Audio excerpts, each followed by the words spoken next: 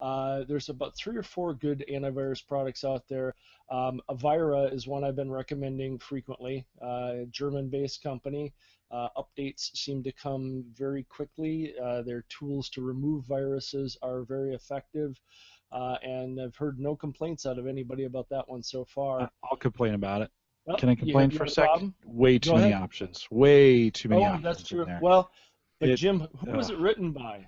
It was written by Germans. well, it is an engineering nightmare when you go in there. I tried that. We talked about it, and I gave it a shot. I installed it, and I went to take a peek, and I'm sure it's great. So don't let me discourage you, but just be ready. Options equal confusion, and I was like, oh, I am never going to give up this kind of software to my family Well, for that. and I believe I don't have one up here right now, but the last time I installed this for someone, they finally put in like a recommended settings button, Yeah. and I'm sure somewhere at the factory it was a bit of what is this? What? That was pretty Something. accurate right there. That Well, was nice. he's a man of many voices, by the way. Yeah, they all end up. They'll start in some dialect and end up in broken Norwegian somewhere You, along sound, the you line. sounded like Colonel Clink there from Hogan's Heroes. Oh yeah, oh yeah.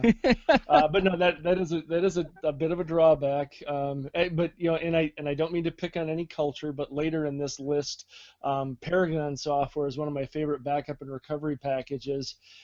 It is a German-based company, and Jim, it has exactly the same problem. People who don't like Paragon backup, they go in it and it's like, oh my God, there are too many different ways to back up, which means there are too many different ways for me to mess this up and too many different ways for me to lose my stuff. Yeah, I think not bad for the tech guy. I put a recommendation we'll talk about here in a second, but keep going.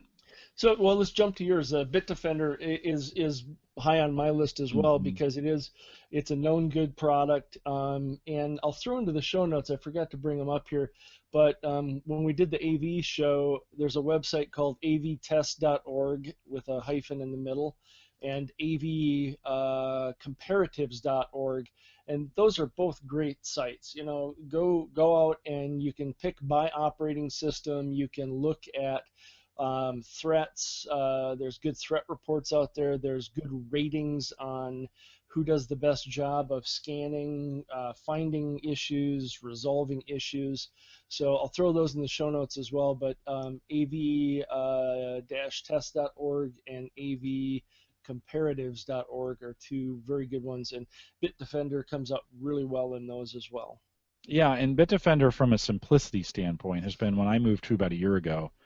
And you install it, it goes on, you don't even know it's there, it's going to ask you to register at one time, and then it just kind of runs, and it'll let you know if it finds something, and if it doesn't, it just does nothing. It does, it's always running in the background. But from a family standpoint, that's the one I gave to my mom. I was just like, this is what you're going to take, it's here, you'll never even know it's here. If you see a warning notification, let me know. But otherwise, it just kind of ran light, simple in the background. That's been my choice.